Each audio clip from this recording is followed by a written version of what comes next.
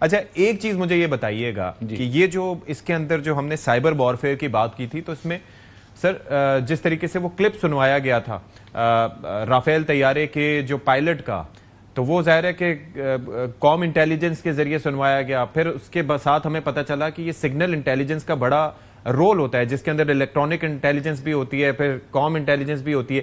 یہ کس طریقے سے سر یوٹیلائز ہوتی ہے، اگر آپ کچھ چیزیں ہمیں بتانا چاہیں؟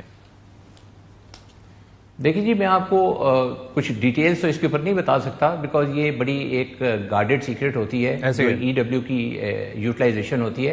لیکن میں آپ کو یہ بتا سکتا ہوں کہ آپ جب ای ڈبلیو استعمال کرتے ہیں تو آپ ان کی کمیونیکیشن جیم بھی کر سکتے ہیں، آپ ان کی کمیونیکیشن سن بھی سکتے ہیں.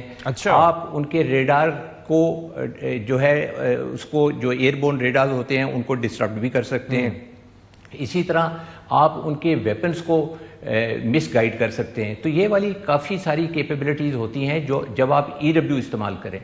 اور اگر آپ سائبر کی بھی بات کریں تو سائبر بھی ایکولی وہ آپ کو اس کا کمیونیکیشن کی ڈومین کے اندر بہت زیادہ ہیلپ کرتا ہے اور ڈیٹا لنک کے اوپر آپ کو ایک جو ہے اسینڈنسی دیتا ہے اور آپ کو پروموٹ کرتا ہے اس کو استعمال کرنے کے لیے. لیکن یہاں پہ میں آپ کو ایک چیز بتانا چاہوں گا ای ڈبلیو اور سائبر کے اوپر. ای ڈبلیو اور سائبر کی فیسلٹی جو ہے یہ پاکستان کی ساری ہوم گرون ہے.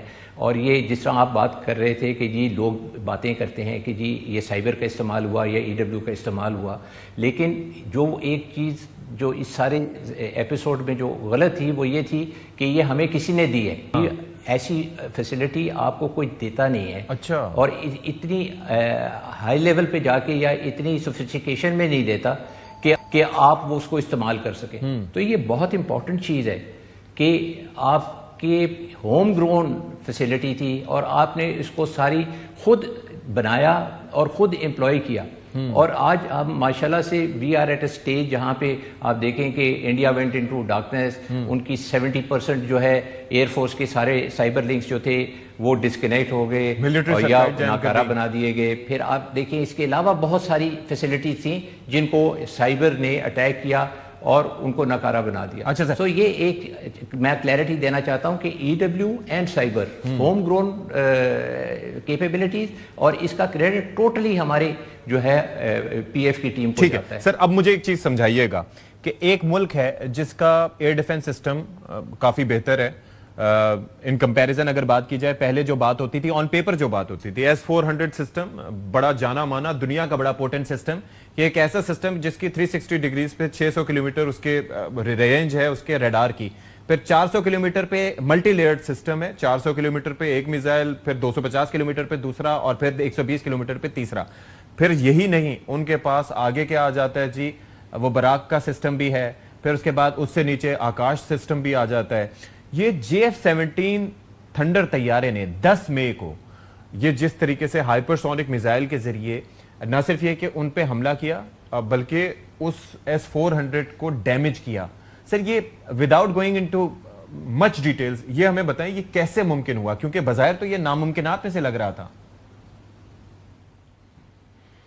دیکھیں جی یہ جو ایئر ڈیفنس سسٹمز ہوتے ہیں نا یہ بہت افیکٹو ہوتے ہیں لیکن ان کے اندر پینیٹریشن جو ہے there is always a room for that. اچھا.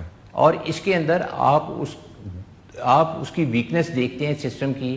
اور آپ جس طرح یہ ایک جال ہے اور آپ جال بچھا دیتے ہیں اور اب آپ اپنے جال میں سے نکل کے جانا ہے تو آپ کوئی ایسا کونا دیکھتے ہیں جس کے اندر جال تھوڑا بہت پھٹا ہوا ہوتا ہے اور آپ اس کے اندر سے جو ہے نا گزر جاتے ہیں دوسری طرف کے لیے. تو یہ بالکل اسی طرح ہمارا جو ایئر ڈیفنس سسٹم کی پینیٹریشن ہوتی ہے that is you look for the weakness in the system. آپ ویکنیس دیکھتے ہیں سسٹم کے اندر کہ پینیٹریشن کہاں سے ہو سکتی ہے، پھر کن آلٹیٹیوڈز کے اوپر ہو سکتی ہے، پھر کس ڈائریکشن سے ہو سکتی ہے، پھر کس روٹ سے ہو سکتی ہے. پھر آپ کے پاس جو سسٹمز ہیں وہ اس کو اتنی رینج کے اوپر آپ ان کو ناکارہ کر دیتے ہیں جہاں پہ وہ آپ کے جہازوں کو جو ہے وہ ٹارگٹ نہیں کر سکیں یا جہازوں کو روک نہ سکیں یا آپ کے جہازوں کے اگینسٹ کوئی ایکشن نہ ہو سکے. تو جب آپ کے پاس وہ آپریٹنگ انویلپ اور جو اپنا میسائل لانچ کرنے کا جو انویلپ ہے وہ سیف ہو جاتا ہے تو آپ اس دشمن کے اوپر اٹیک کر دیتے ہیں. اور یہی ہوا. They went into an envelope where they had that protection, and then protection ایسے نہیں آتی, آپ کے پاس وہ سسٹم ہونے چاہیے, وہ سسٹم استعمال کرنے آنے چاہیے. دس از اے ویری کمپلیکیٹڈ مشن جو ان لوگوں نے اڑا تھا, اور میرا خیال ہے کہ اس کے اندر ہمیں پائلٹس کو بہت کریڈٹ دینا چاہیے, because you are facing one of the best air defence systems and you are penetrating it, and then you are coming back as well skills to the optimum, اور پھر آپ اپنے ویپن کو استعمال کر رہے ہیں جو کہ جا کے اس کو تباہ کرے گا. So this is a very well coordinated, very well orchestrated attack. کہنے کو تو ہم بات کر رہے ہیں اور یہ بہت سمپل لگ رہا ہے, پر یہ اتنا سمپل ہوتا نہیں ہے.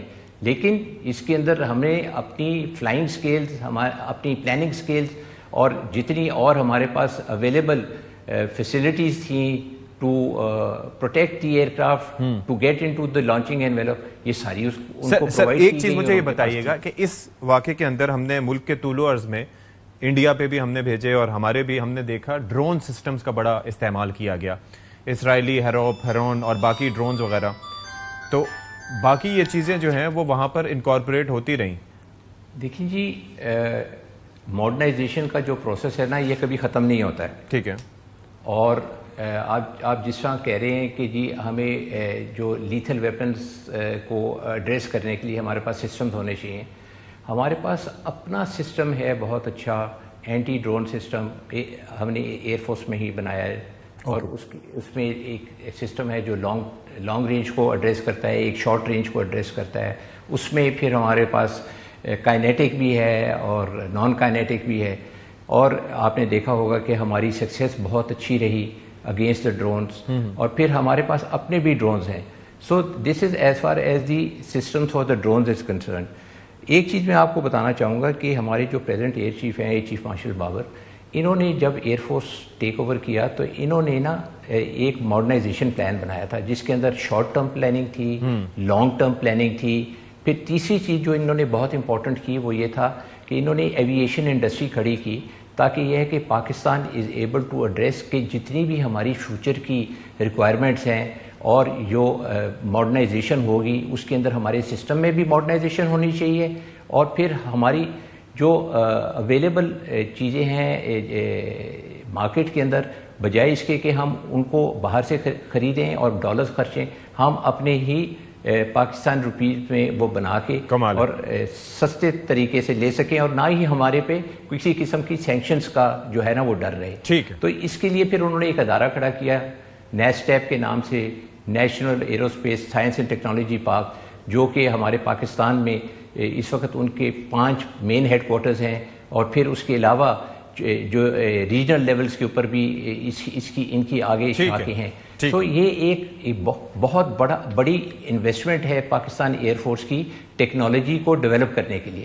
بٹ اس کے علاوہ میں آپ کو بتاتا ہوں کہ ہم ایئر فورس کے اندر we are going for our own fighter PFX کے نام سے, جو کہ ہمارا 4.5 to 5th generation year craft ہوگا. پھر اس کے علاوہ ہم چھوٹے جہاز بھی بنا رہے ہیں, پھر اس کے علاوہ ہم اپنا EW کا اکوپمنٹ بنا رہے ہیں, ہم اپنے اسپیس سیٹلائٹس خود بنا رہے ہیں.